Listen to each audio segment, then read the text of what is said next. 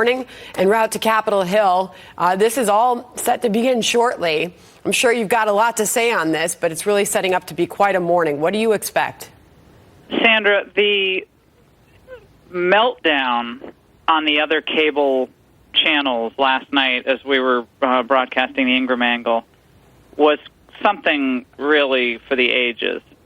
We have in Special Counsel Mueller someone who's worked in law enforcement at the highest levels for decades. We have someone in Bill Barr who has worked at the highest levels of the legal profession, both as a CEO and former attorney general and so forth for decades. Okay, both men have enormous experience in dealing with really complex matters. But the idea that Bill Barr set about to fundamentally distort and misrepresent a 448-page report that he knew would be almost in its entirety released, except for redactions that were agreed upon. The idea that he would set about to do that, to what, ruin his entire career and be roundly ridiculed is preposterous.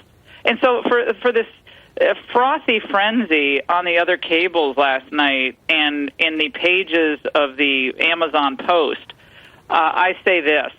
Focus on the two lines that make this such a relatively a non-story. When Barr pressed him whether he thought Barr's letter was inaccurate, Mueller said he did not, but felt that the media coverage of the letter was misinterpreting the investigations, according to officials. Now, I know Chris Wallace, at the top of your hour, was indicating that, I guess, that he kind of agrees with these other cable networks that this was an attempt by the DOJ to spin what the conversation was between Barr and Mueller. So I don't know if Chris Wallace has information that I don't have, but that he's saying that Barr is perpetuating a lie about this conversation between him and Mueller. I mean, I think if Mueller thought that this investigation was being distorted in its synopsis by Barr, Bob Mueller is a big boy. He could have come out and issued a very terse public statement. Well, he did not do that, Sandra. Certainly. Instead, what we're hearing from you, one of the other members of the merry band of investigators decided to leak this letter right before Barr comes up to testify. Now, isn't that curious?